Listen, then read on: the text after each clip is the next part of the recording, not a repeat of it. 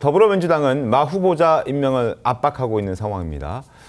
지금 국민의힘에서는 임명하지 말아라 라고 얘기를 하고 있고 더불어민주당은 반대로 임명해야 한다라고 얘기를 하면서 임명하지 않으면 30번째 탄핵 카드도 꺼낼 수 있다라는 분위기를 좀 내고 있는 그런 상황입니다. 전현희 의원의 목소리 직접 들어보겠습니다.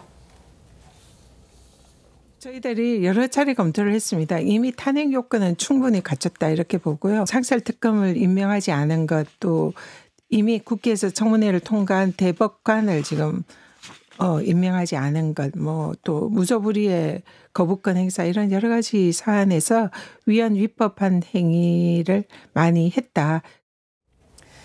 김 의원님, 사실은 한덕수 총리 탄핵도 지금 재판관 임명 안 한 이유가 컸던 걸로 기억을 하거든요. 그런데 지금 이 최상목 대행에 대해서도 임명하지 않으면 탄핵하겠다 이런 주장 내놓고 있는데 어떻게 보십니까? 탄핵할 수 없을 겁니다. 없을 것이다. 예, 민주당이 한덕수 권한대행 탄핵을 했을 때도 굉장히 무리했다라는 비판들이 많았었고 네. 특히 2030들이 굉장히 많은 불만을 가졌었어요. 네. 경제 불안정성이 커지는 상황에서 대행의 대행을 또 탄핵한다라는 것은 민주당으로서도 저는 할 수 없을 거라고 생각되고요. 그리고 저는 조금 전에도 말씀드렸지만 최상목 권한대행이 마은혁 후보자의 임명 권한이 있는지부터 좀 판단을 해야 될 것 같아요. 그러니까 2분의 1이냐 3분의 2냐 한덕수 권한대행의 탄핵 의결 정족수를 가진 문제인데 사실 민주당 주장처럼 2분의 1이 맞다면 네. 헌재도 바로 먼저 했으면 됩니다.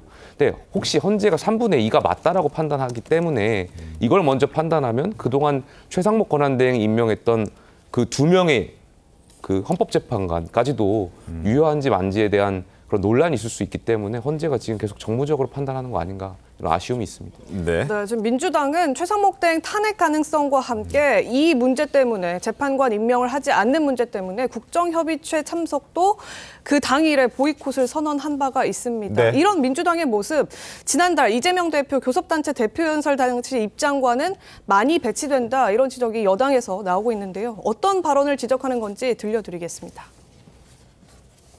경제를 살리는데 이념이 무슨 소용입니까? 민생 살리는데 색깔이 무슨 의미입니까? 진보 정책이든 보수 정책이든 유용한 처방이라면 총동원합시다. 자, 경제 살리는데 무슨 이념이 필요하냐라고 얘기를 했던 이재명 대표였는데 그래서 국민의힘에서는 앞뒤가 다른 이재명 대표를 지금 직격했습니다. 목소리 이어서 확인하겠습니다. 이재명 대표는 연일 우클릭 등등 하면서 말폭탄을 쏟아내면서 막상 그런 것들을 현실적으로 실체적으로 다룰 수 있는 협의체는 10분 전에 걷어차고 이런 것에 대해서 저희는 대단히 실망하지 않을 수 없고 이것은 누가 봐도 앞뒤가 맞지 않습니다. 투트랙의 노력을 걷어차는 것에 대해서 먼저 사과와 해명부터 요구합니다. 네, 성춘 부위원장님, 이게 지금 재판관 임명하지 않는다고 또 대행을 탄핵하겠다는 이런 주장도 문제지만 지금 마은혁 재판관 임명하는 거랑 민생협의체 가동해서 민생 챙기는 거랑 대체 무슨 관계냐는 게 지금 여당 비판이거든요. 그러니까 그 최상목 권한대행이 해야 될 일을 너무 안 하고 있기 때문에 그거에 대한 지적을 좀 더 강조하기 위해서 다른 것들을 이제 볼모 삼듯이 하면서 볼모라고 또 말씀하시면 좀 그렇고 조건부로 조건부라는 말씀이 좀 더 맞을 것 같습니다. 네. 그러니까 최상목 권한대행이 사실 이 권한쟁의 심판이 이 국가기관 간의 이 충돌이 있을 때 사법부 헌법재판소가 판단을 내려주면 따라야 되고 이행을 해야 되는 것이거든요. 근데 이렇게 정부가 이런 선례를 남기게 되는 겁니다.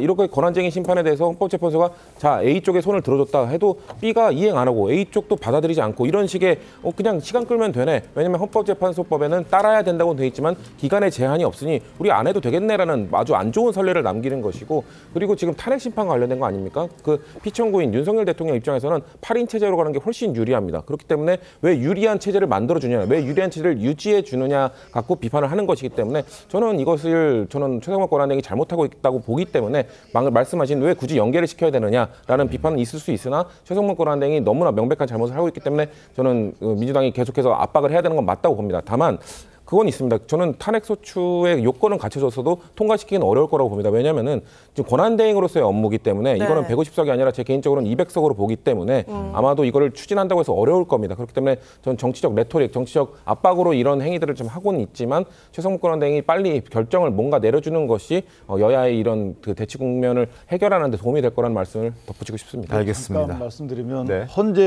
헌재에서 아마 그 헌법, 그러니까 법률이 헌법에 맞지 않는다고 불합치 결정해서 언제까지 개정해라라고 한 부분들이 35건이 아직까지 개정되고 있지 않아요.